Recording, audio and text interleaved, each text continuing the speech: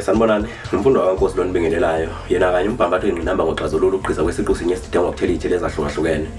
Umfana wale nquthu wazwilisa ehlobise ngezenzo zamaqhawe alo. Kanti namhlanje la ngamandla 1108 sizana nansi ivideo la sokwazisa khona abantu ngecamera yethu entsha okuyi Fuji Film X-T3. Le camera ke lena kuningi ekhona ukwenza ingakho nje sithi hayi asenze nansi ivideo sazise abantu ngaba abantu abalandela izinto ezenziwa la ngamandla 1108 okanye abantu abasendimeni ngani ngoba siyithengele ukuthi khona ukusiza ishooteni izinto ezifana nemusic video ama promo ngaba ama advert nanoma ngabe yini nje into edinga ivideo camera sithengele camera. Ngiyazi ke uzoyibuza omunye ukuthi kungani bethenge iFuji Film, kungani bengathenganga mhlambe ama camera afana no Canon okanye ama camera afana no Nikon. Lukhulu ucwaningo esilenzile phambi ukuthi sithenge le camera. Singenile ko YouTube sibheka ngisho nama video ahlukahlukene ashuthwa ama camera ahlukahlukene, sibheka futhi nezinto ama camera esimanje akhona ukuzenza. Ingakho kwesithema sibuka siqhathanisa ulwazi sazithi hayi nansi icamera ezokhona isisebenze ngalendlela le esiyifunayo ezokhana futhi ukuthi yenze izinto lezi esiyidingayo singamandla 1108. Engizokwenza njengamanje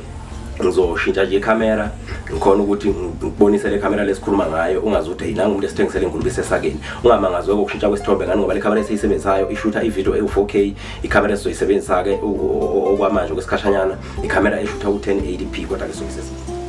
iyo ke icamera yethu lena iFuji Film X-T3 indlela ibukeka ngayo ibukeka ngalendlela engingakusho ke kodwa ngayo ukuthi uyazi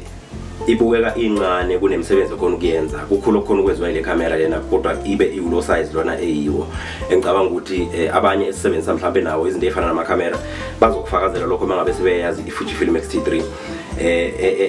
ebeka ngokusobala ukuthi azi isikhathini samanje akusakhona ukuthi kufanele uze ube ingadla-ngadla icamera oyisebenzisayo ukuthi mhlambe uzokubona cha iyamsinda lo muntu ngisho iphethe ngisho iyisebenzisa.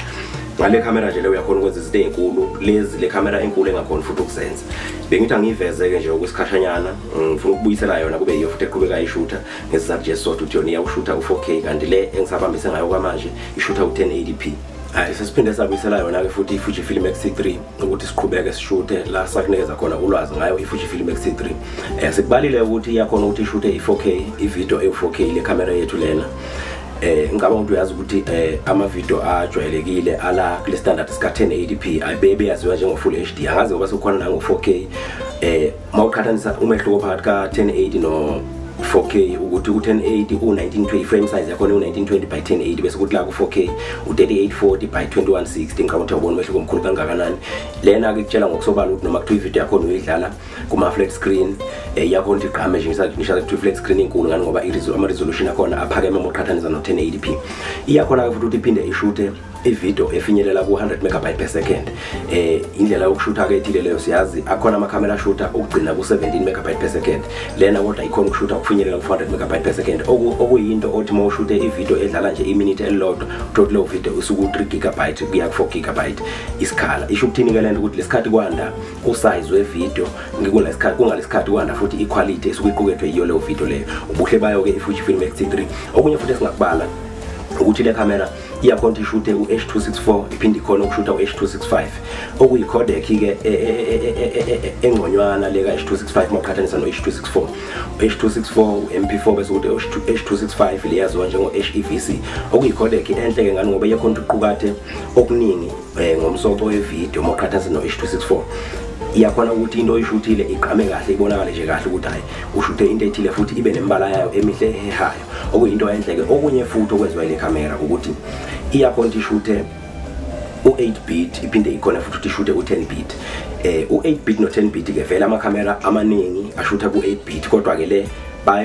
bayengezile lento ukuthi ikhona ukuthi ishuthe no 10 bit. U10 bit ke kulawo uma ushutha khona u-H.265 bese ke yona ithi ama settings ayo iwase ku 10 bit. Ushutha ke ngo-H.265 ofaka u10 bit isho ukuthini ukuthi into yakho ishuthile izoqhama kahle ngokuhehayo futhi engicabanga ukuthi bayazi abantu kubuhlungu kanjani ukuthi uhambe uyothenga izinto ezidulayo ufuna ukuyoshutha ivideo ethile uthi usushuthile ngama camera la amanye ahlukahlukile uthola ukuthi into yakhona ayiqhami zona iphinde futhi nje icobe nawo mawubuka indlela evela ngayo kanye ivela ngayo izinto osuke uyifakile okanye wena uqobo. Manje ubuhle balapha ukuthi H.265 ishutha ku10 bit yonke into yakhona isezingeni iqhamile uvela kahle konke ngombala ohehayo futhi. Buhle bayo ke okunye futhi esingabala ukuthi iyakhona ukushutha ku f-log.